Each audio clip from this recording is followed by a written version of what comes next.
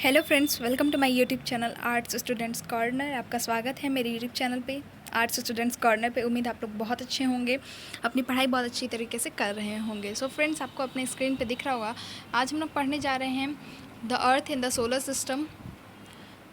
Earth our habitat book का नाम है, इसका चैप्टर 1 है the earth in the solar system. Class 6 का ज्योग्राफी का बुक है ये, एनसीईआरटी का। इसका आज हम लोग चैप्टर 1 करने जा रहे हैं। इसको हम लोग लाइन बाय लाइन पढ़ेंगे, इसका मतलब समझेंगे। उम्मीद है आप लोग को बहुत अच्छा लगेगा, सब कुछ समझ आएगा अच्छे से। कोई भी डाउट्स होगा तो आप कमेंट सेक्शन में मुझसे पूछ सकते हैं, आपको आंसर्स ज़रूर मिल जाएंगे। रिलेटेड कुछ बातें मैं आपको बता देती हूँ कि सबसे पहले तो इस वीडियो में आपको मिलेगा लाइन बाय लाइन एक्सप्लेनेशन पूरे चैप्टर का, जो कि आपको और कहीं नहीं मिलेगा यूट्यूब पे। तो इसलिए ये वीडियो और भी इंटरेस्टिंग होने वाला है। और लाइन बाय लाइन पढ़ने से चैप्टर काफ़ी अच्छे से समझ आ जाता है, ये आप लोग खुद भी नोटिस किए होंगे। और इसके बाद आप लोग को खुद से एक रीडिंग दे दें, उसके बाद आप लोग के लिए चैप्टर एकदम कंठस्थ हो जाएगा। चलिए आगे बढ़ते हैं हम लोग। आगे बढ़ने से पहले एक और चीज़ कि हाँ, अपने साथ बुक्स खोल के ज़रूर बैठिएगा, उससे आपको चैप्टर को समझने में आसानी होगी। जैसे जैसे मैं जिस टॉपिक को पढ़ाते जाऊँगी, अपने बुक में उस टॉपिक को देखते जाइएगा, अंडरलाइन करते जाइएगा कुछ इंपॉर्टेंट पॉइंट्स को। अगर अच्छा लगे आपको वीडियो तो लाइक कर दीजिएगा, अगर अच्छा नहीं लगे तो डिसलाइक कर दीजिएगा। ज़्यादा से ज़्यादा शेयर कीजिएगा मेरे वीडियो को अपने दोस्तों के साथ, और चैनल को सब्सक्राइब करना मत भूलिएगा। चलिए अब शुरू करते हैं अपने चैप्टर को, the earth in the solar system. सबसे पहले तो इसका मतलब क्या हुआ, the earth in the solar system. इसका मतलब होता है, सोलर सिस्टम का हिंदी होता है, ये जो सोलर सिस्टम है इसका हिंदी होता है सौर मंडल। इसको हिंदी में कहते हैं सौर मंडल, अर्थ को कहते हैं पृथ्वी। तो सौर मंडल में पृथ्वी इस चैप्टर का हिंदी हो गया। तो चलिए अब शुरू करते हैं। हम लोग यहाँ से शुरू करेंगे और पूरा लाइन बाय लाइन पढ़ के इसका मतलब समझेंगे, और कोशिश करेंगे कि एक ही वीडियो में इस चैप्टर को ख़त्म कर दें। How wonderful it is to watch the sky after sunset। तो कमेंट सेक्शन मुझे बताइए ये किस टाइप का सेंटेंस है। सूर्यास्त के बाद आकाश को देखना कितना अच्छा लगता है। One would first notice 1 or 2 bright dots shining in the sky. आसमान में पहले 1 या 2 चमकते बिंदु ही दिखते हैं। Soon you would see the number increasing. You cannot count them anymore. The whole sky is filled with tiny shining objects. Some are bright, others dim. लेकिन बाद में इनकी संख्या बढ़ती जाती है। अब आप उनकी गणना नहीं कर सकते, उनको नहीं गिन सकते। गणना मतलब उनको गिनना, ठीक है। तो अब आप उनको गिन नहीं सकते हैं। संपूर्ण आकाश छोटी छोटी चमकदार वस्तुओं से भर जाता है, जिनमें से कुछ चमकीले होते हैं और कुछ धुंधले होते हैं। इट सीम्स, डिम मतलब धुंधला। It seems as if the sky is studded with diamonds.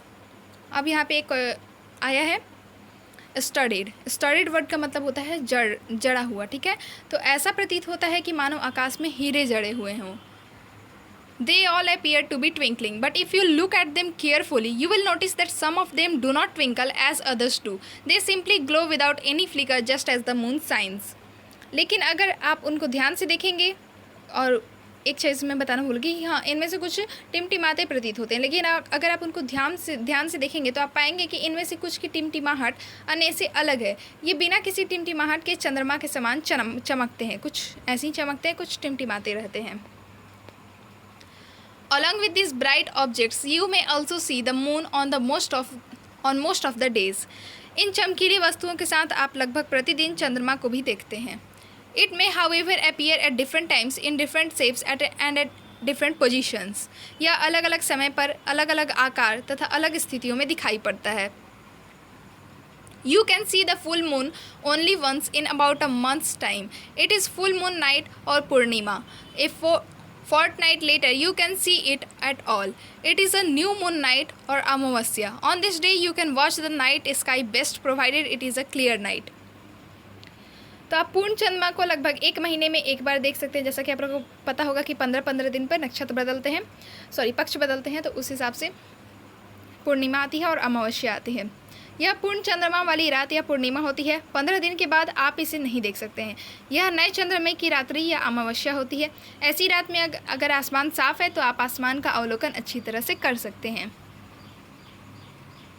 Do you wonder why can't we see the moon and all those bright tiny objects during day time. क्या आपको इस बात पर आश्चर्य नहीं होता? क्या आप ये सोचते नहीं हैं कि हम दिन के समय चंद्रमा और इन सब छोटी चमकीली वस्तुओं को क्यों नहीं देख पाते, यानी कि तारों को क्यों नहीं देख पाते हैं? It is because the very bright light of the sun does not allow us to see all these bright objects of the night sky. ऐसा इसलिए है क्योंकि सूर्य के अत्यधिक तेज प्रकाश के कारण रात के समय चमकने वाली वस्तुओं को हम दिन में नहीं देख पाते हैं। यानी कि वो सब रहते हैं, ऐसा नहीं कि दिन में वो सब गायब हो जाते, वो सब रहते हैं, लेकिन हम लोग बस उनको देख नहीं पाते क्योंकि बहुत ज़्यादा सूर्य का प्रकाश रहता है। The sun, the moon and all those objects shining in the night sky are called celestial bodies. सूर्य, चंद्रमा तथा वे सभी वस्तुएं जो रात के समय आसमान में चमकती हैं खगोलीय पिंड कहलाती हैं। सेलेस्टियल बॉडीज़ का हिंदी होता है खगोलीय पिंड। Some celestial bodies are very big and hot. They are made up of gases. They have their own heat and light which they emit in large amounts. These celestial bodies are called stars. The sun is also a star. तो कुछ खगोलीय पिंड बड़े आकार वाले तथा गर्म होते हैं। ये गैसों से बने होते हैं। इनके पास अपनी ऊष्मा तथा प्रकाश होता है जिसे वे बहुत बड़ी मात्रा में उत्सर्जित करते हैं। इन खगोलीय पिंडों को तारा कहते हैं और सूर्य भी तारा ही है एक तरह का। Countless twinkling stars in the night sky are similar to the sun, but we do not feel their heat or light and they look so tiny because they are very very very far from us. तो रात के समय चमकते हुए अनगिनत तारे सूर्य के समान ही हैं, लेकिन हमसे बहुत अधिक दूर होने के कारण हम लोग उनकी ऊष्मा या प्रकाश को महसूस नहीं करते हैं तथा वे अत्यंत छोटे दिखाई पड़ते हैं। You must have noticed that all objects look similar when seen from a distance. आपने अवश्य ध्यान दिया होगा कि कुछ दूरी से देखने पर सभी वस्तुएं छोटी दिखाई पड़ती हैं। How small an aeroplane looks when it is flying at a great height. अत्यधिक ऊंचाई पर उड़ रहा एक हवाई जहाज़ कितना छोटा दिखाई देता है। While watching the night sky you may notice various patterns formed by different group of stars. रात्रि में आसमान की ओर देखते समय आप तारों के विभिन्न समूहों द्वारा बनाई गई विविध आकृतियों को भी देख सकते हैं। These are called constellations. तो ये नक्षत्र मंडल कहलाते हैं। तो कॉन्स्टलेशंस आ सकता है क्वेश्चंस, व्हाट इज़ कॉन्स्टलेशन। तो इसका आंसर आप लोग को यहाँ पे मिल जाएगा, अंडरलाइन कर लीजिए। उर्सा मेजर और Big Bear is one such constellation.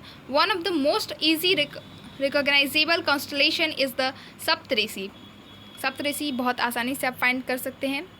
7 तारों का एक समूह रहता है वो। तो अर्सा मेजर और बिग बियर इसी प्रकार का एक नक्षत्र मंडल है। बहुत आसानी से पहचान में आने वाला नक्षत्र मंडल है सप्तऋषि, यानी कि 7 तारों का समूह है और इसे माना जाता है कि ये 7 संतों का समूह है। It is a group of 7 stars that forms a part of Ursa Major constellation. Ask some elder in your family और neighbourhood to show you more stars, planets and constellations in the sky. यह 7 तारों का समूह है जो कि नक्षत्र मंडल अर्सा major का भाग है। अपने परिवार या पड़ोस में किसी बड़े व्यक्ति से कहिए कि वो आपको आसमान में और अधिक तारों, ग्रहों और नक्षत्र मंडलों को दिखाएं। तो बगल में एक फिगर दिया गया है, इसको हम लोग देख लेते हैं।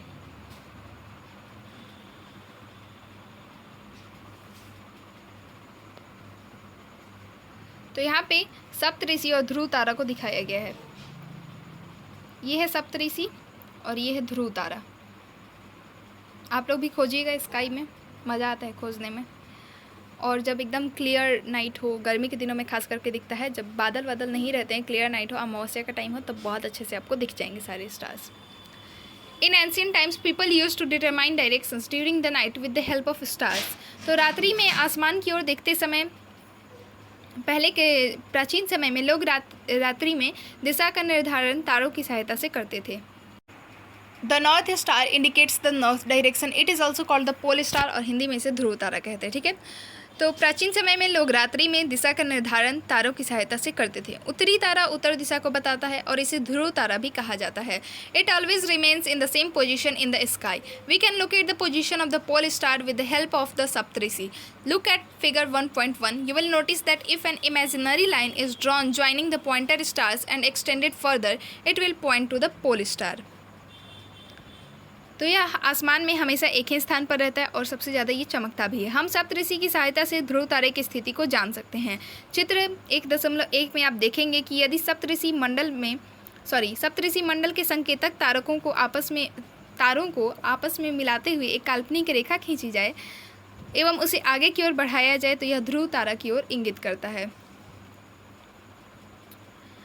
तो फ्रेंड्स, मैं बीच बीच में काफ़ी अटक रही हूँ, इसके लिए sorry. Some celestial bodies do not have their own heat and light. कुछ खगोलीय पिंडों में अपना प्रकाश एवं ऊष्मा नहीं होती है। They are lit by the light of the stars. वे तारों के प्रकाश से प्रकाशित होते हैं। Such bodies are called planets. ऐसे पिंड ग्रह कहलाते हैं। The word planet comes from the Greek word planetai which means wanderers. The earth on which we live is a planet. It gets all its heat and light from the sun, which is our nearest star. If we look at the earth from a great distance, say the moon, it will appear to be shining just as the moon. ग्रह जिसे अंग्रेजी में planet कहते हैं, Greek भाषा के प्लैनेटाई शब्द से बना है, जिसका अर्थ होता है परिभ्रमक अर्थात चारों ओर घूमने वाला, वांडरर। ठीक है। पृथ्वी जिस पर हम रहते हैं एक ग्रह है। यह अपना संपूर्ण प्रकाश एवं ऊष्मा सूर्य से प्राप्त करती है, जो पृथ्वी के सबसे नज़दीक का तारा है। पृथ्वी को बहुत अधिक दूरी से जैसे चंद्रमा से देखने पर यह चंद्रमा की तरह ही चमकती हुई प्रतीत होगी आपको। The moon that we see in the sky is a satellite. आसमान में दिखने वाला चंद्रमा एक उपग्रह है। It is companion of our earth and moves round it. यह हमारी पृथ्वी का सहचर है तथा इसके चारों ओर चक्कर लगाता रहता है। Like our earth there are 7 other planets that get heat and light from the sun. Some of them have their moons too. तो हमारी पृथ्वी के समान ही 7 अन्य ग्रह हैं जो सूर्य से प्रकाश एवं ऊष्मा प्राप्त करते हैं। उनमें से कुछ के पास अपने चंद्रमा भी हैं। यहाँ एक इंटरेस्टिंग फैक्ट दिया हुआ है। इंटरेस्टिंग हम इसको पढ़ने वाले थे, बच गए। इंटरेस्टिंग फैक्ट दिया हुआ है, यानी कि कुछ रोचक तथ्य दिए हुए हैं। इसको पढ़ते हैं। Jupiter, Saturn and Uranus have rings around them. तो बृहस्पति ग्रह जो है, शनि ग्रह है और यूरेनस है, उसके चारों ओर छल्ले हैं, रिंग्स हैं। These are belts of small debris. ये छल्ले विभिन्न पदार्थों के असंख्य छोटे छोटे पिंडों से बनी पट्टियां हैं। वो जब घूमती है ना, वो छोटे छोटे पिंड, तो वो एक रिंग की तरह दिखाई देता है। These rings may be seen from the earth with the help of powerful telescope. पृथ्वी से इन छल्लों को शक्तिशाली दूरबीन की सहायता से देखा जा सकता है। अब हम लोग पढ़ेंगे सौर मंडल के बारे में, यानी कि सोलर सिस्टम के बारे में। Where it is, yes, the solar system यानी कि सौर मंडल। द सन, 8 planets, satellites and some other celestial bodies known as asteroids and meteors from the solar system. We often call it a solar family with the sun as its head. तो सूर्य, 8 ग्रह, उपग्रह तथा कुछ अन्य खगोलीय पिंड जैसे क्षुद्र ग्रह और उल्का पिंड मिलकर सौर मंडल का निर्माण करते हैं। उसे हम सौर परिवार का नाम देते हैं, जिसका मुखिया सूर्य है। तो सबसे पहले हम लोग जानेंगे मुखिया के बारे में। उसके पहले हम लोग जानेंगे डू यू नो। तो क्या आप जानते हैं? जो कि हम नहीं जानते उसको हम लोग जान लेंगे। Sol in Roman mythology is the sun god. Solar means related to the sun. The family to the sun is therefore called the solar system. तो पौराणिक रोमन कहानियों में सोल सूर्य देवता को कहा जाता है। सौर शब्द का अर्थ है सूर्य से संबंधित, इसीलिए सूर्य के परिवार को सौर मंडल कहा जाता है। तो अब आप लोग के काम करना है, write down as many words using the word solar on your own as you can. तो सौर शब्द का उपयोग करते हुए अधिक शब्दों को लिखें।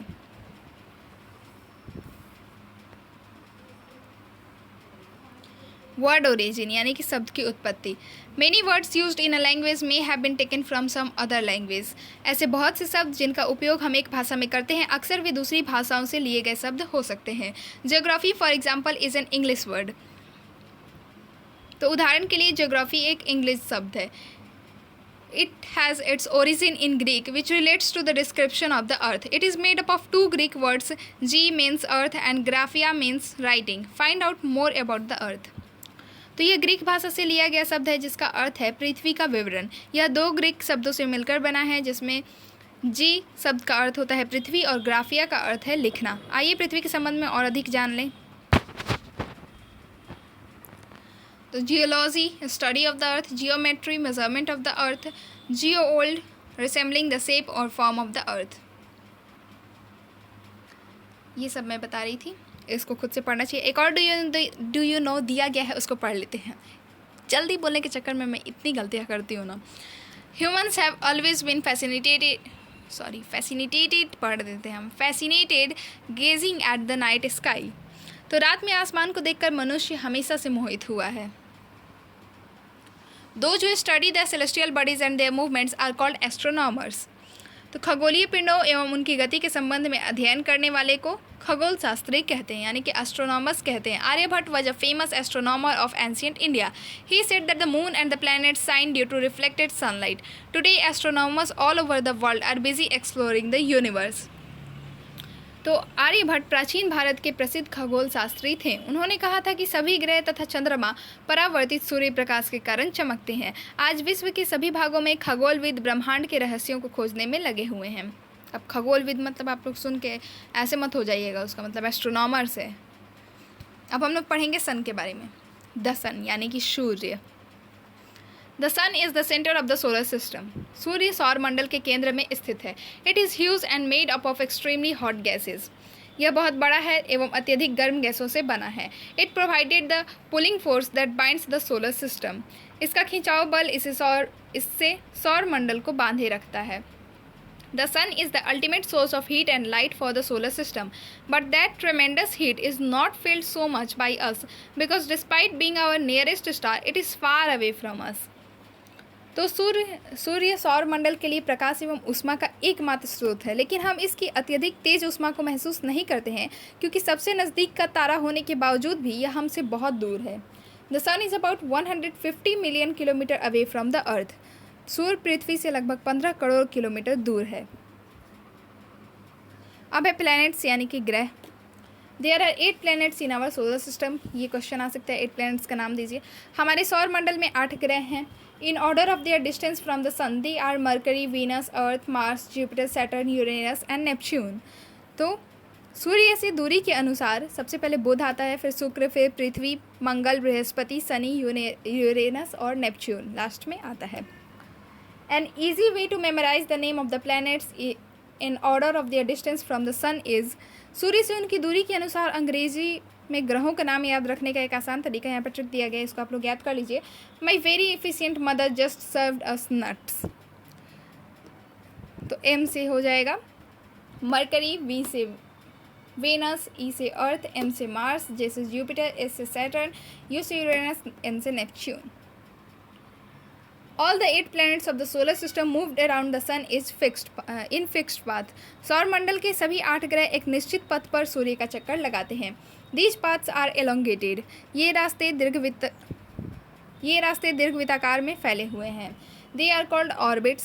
ये कक्षा कहलाते हैं। Mercury is nearest to the sun. It takes only about 88 days to complete one round along its orbit. Venus is considered as Earth's twin because its size and shape are very much similar to that of the Earth. तो बुध सूर्य के सबसे नज़दीक है। अपनी कक्षा में सूर्य के चारों ओर एक चक्कर लगाने में इसे केवल 88 दिन लगते हैं। शुक्र को पृथ्वी का जुड़वा ग्रह माना जाता है क्योंकि इसका आकार एवं आकृति लगभग पृथ्वी के ही समान है। तो ये क्वेश्चन भी आ सकता है कि अर्थ्स ट्विन किसे कहा जाता है। Underline it please. Till recently August 2006 Pluto was also considered a planet. अभी तक प्लूटो को भी एक ग्रह माना जाता था, यानी कि अगस्त 2006 तक। However, in a meeting of the International Astronomical Union, a decision was taken that Pluto, like other celestial objects, Ceres 2003 UB, discovered in recent parts, may be called dwarf planets. तो लेकिन क्या हुआ कि अंतर्राष्ट्रीय खगोलीय संगठन ने अपनी बैठक जो कि अगस्त 2006 में हुआ था, यह निर्णय लिया कि कुछ समय पहले खोजे गए अन्य खगोलीय पिंड एक सीरस नाम का था तथा प्लूटो बौने ग्रह कहे जा सकते हैं, यानी कि ड्वार्फ प्लैनेट कहे जा सकते हैं। तो इसे ड्वार्फ प्लैनेट की कैटेगरी में भेज दिया गया। अब इसे प्लैनेट्स में नहीं गिना जाता, नहीं तो हम पहले की बुक्स में आप देखेंगे तो वहाँ पे लिखा रहेगा 9 प्लैनेट्स हुआ करते थे। अब पढ़ते हैं अर्थ के बारे में। दी अर्थ यानी कि पृथ्वी। The earth is the third nearest planet to the sun. सूर्य की दूरी के हिसाब से पृथ्वी तीसरा ग्रह है। In size it is the 5th largest planet.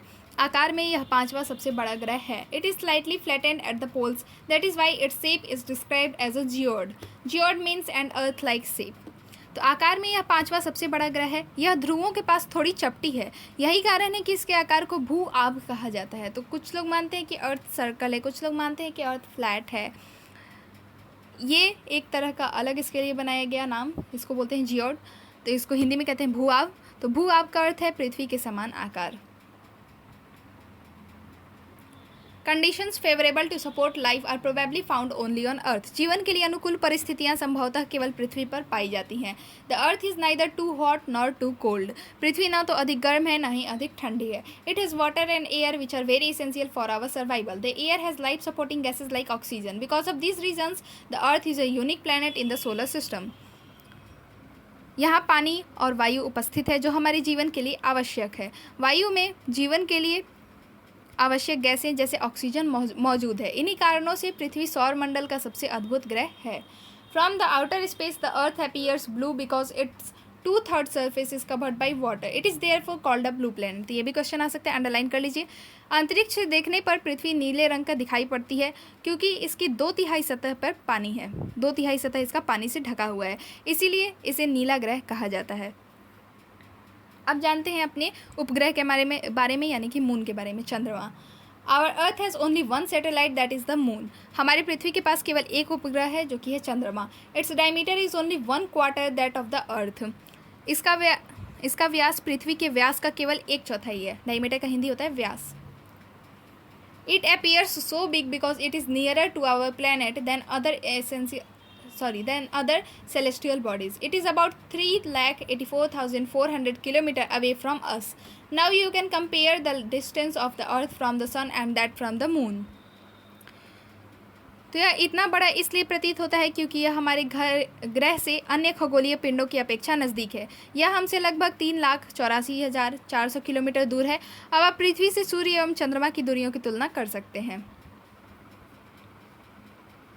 The moon moves around the earth in about 27 days. It takes exactly the same time to complete one spin. As a result, only one side of the moon is visible to us on the earth. चंद्रमा पृथ्वी का एक चक्कर लगभग 27 दिन में पूरा करता है। लगभग इतने ही समय में यह अपने अक्ष पर एक चक्कर भी पूरा करता है। इसके परिणाम स्वरूप पृथ्वी से हमें चंद्रमा का केवल एक ही भाग दिखाई पड़ता है। यहाँ पे एक और डू यू नो दिया गया है। क्या आप जानते हैं light travels at the speed of about 3 lakh kilometre per second. Yet even with this speed the light of the sun takes about 8 minutes to reach the earth. प्रकाश की गति लगभग 3 लाख किलोमीटर प्रति सेकेंड है। इस गति के बावजूद सूर्य के प्रकाश को पृथ्वी तक पहुँचने में लगभग 8 मिनट का समय लग जाता है। अब यहाँ पे एक और इंटरेस्टिंग फैक्ट दिया हुआ है, रोचक तथ्य। Neil Armstrong was the first man to step on the surface of the moon on 21 July 1969। Neil Armstrong पहले व्यक्ति थे जिन्होंने 21 जुलाई 1969 को सबसे पहले चंद्रमा की सतह पर कदम रखा। Find out with any Indian has landed on the moon.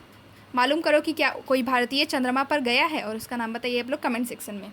अब सैटेलाइट भी 2 तरह के होते हैं। एक तो हमारा सैटेलाइट है मून अर्थ का, और एक होता है ह्यूमन मेड सैटेलाइट। तो a satellite is a celestial body that moves around the planets in the same way as the planets moves around the sun. तो उपग्रह एक खगोलीय पिंड है जो ग्रहों के चारों ओर उसी प्रकार चक्कर लगाता है जिस प्रकार ग्रह सूर्य के चारों ओर चक्कर लगाते हैं।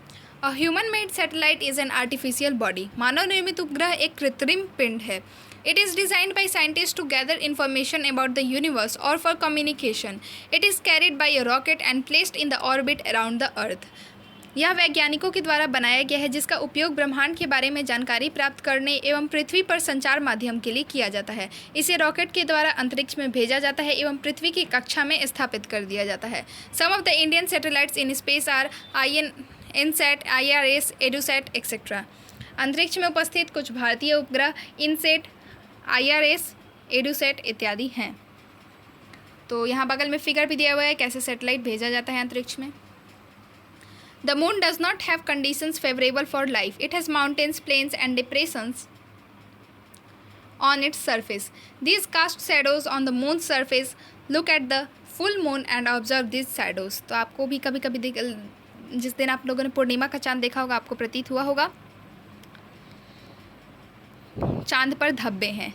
चंद्रमा पृथ्वी का एक चक्कर लगभग 27 दिन में पूरा करता है। ये मैंने आप लोग को बता ही दिया। चंद्रमा की परिस्थितियाँ जीवन के लिए अनुकूल नहीं है। इसकी सतह पर पर्वत, मैदान एवं गड्ढे हैं जो चंद्रमा की सतह पर छाया बनाते हैं। पूर्णिमा के दिन चंद्रमा पर इनकी छाया को देखा जा सकता है। मैंने देखा है, आप भी कोशिश करिएगा। अगर अभी तक नहीं देखें तो देखने की कोशिश करिएगा। आप जानते हैं एस्टेरॉइड्स के बारे में यानी कि क्षुद्र ग्रह के बारे में। Apart from the stars, planets and satellites, there are numerous tiny bodies which also move around the sun. These bodies are called asteroids. They are found between the orbits of Mars and Jupiter. Scientists are of the view that asteroids are past parts of a planet which exploded many years back.